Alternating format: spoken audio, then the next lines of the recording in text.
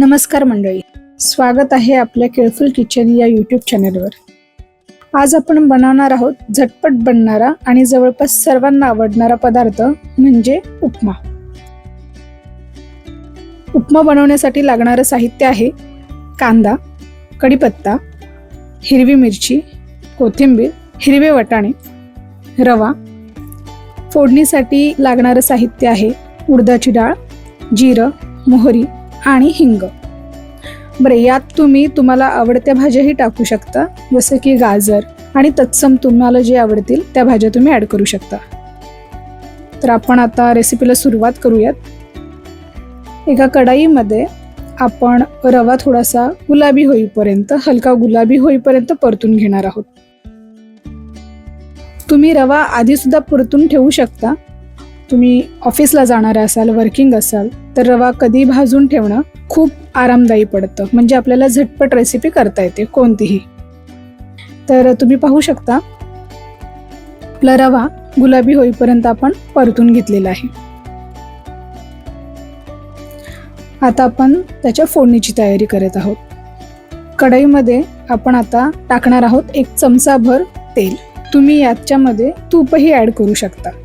तेल छान गरम झालं की त्यात आपण फोडणीला लागणारं साहित्य म्हणजेच जिरं, मोहरी, हिंग आणि उडदाची डाळ टाकणार आहोत.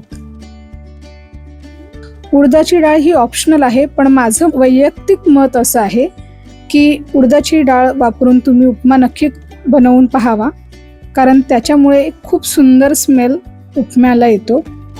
शिवाय त्याची जी कचकच थोडीशी दाताखाली येते ती फार छान लागते. तर उडदाची डाळ छान गुलाबी होईपर्यंत, थोडीशी लालसर होईपर्यंत आपण परतून घेणार आहोत.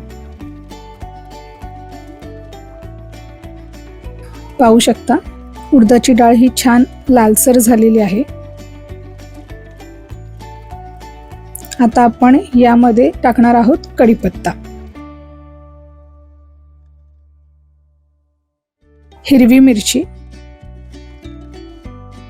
आणि थोडीशी कोथिंबीर.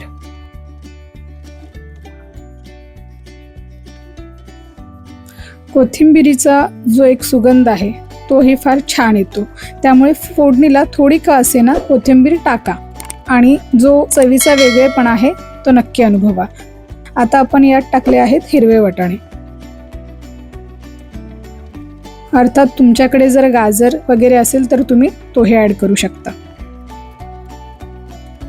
आता आपण यात घालणार आहोत कांदा.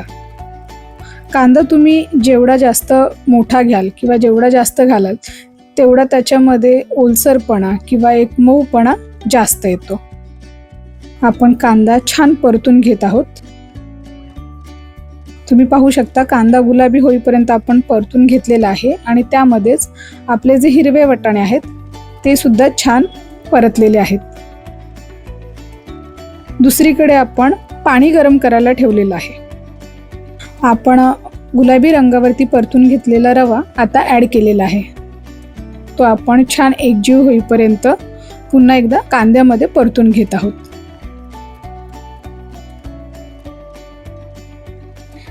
आता आपण यात टाकणार आहोत मीठ.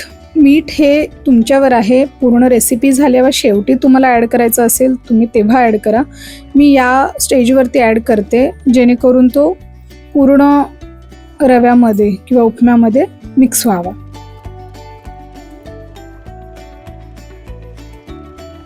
थोडीशी कोथिंबीर, माझी फेवरेट.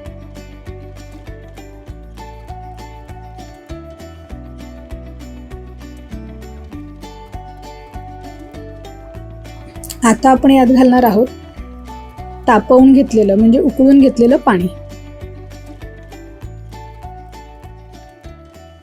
तुम्ही पाहू शकता आपण गरम पाणी घातल्या घातल्या रवा छान फुलून वर आलेला आहे.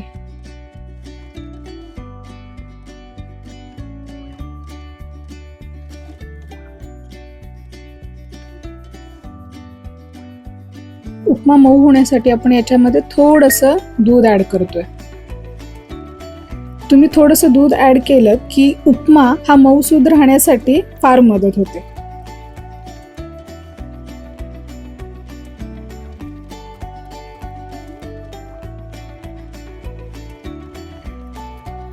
तुम्ही पाहू शकता आपला झटपट होणारा मऊसूद असा उपमा तयार आहे.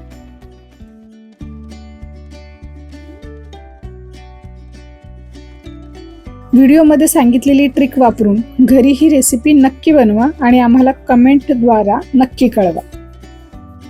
आणि हो, हा व्हिडिओ तुम्हाला आवडला असेल तर लाईक, शेअर आणि सबस्क्राईब करायला अजिबात विसरू नका. पुन्हा भेटूयात एका नवीन रेसिपीसोबत.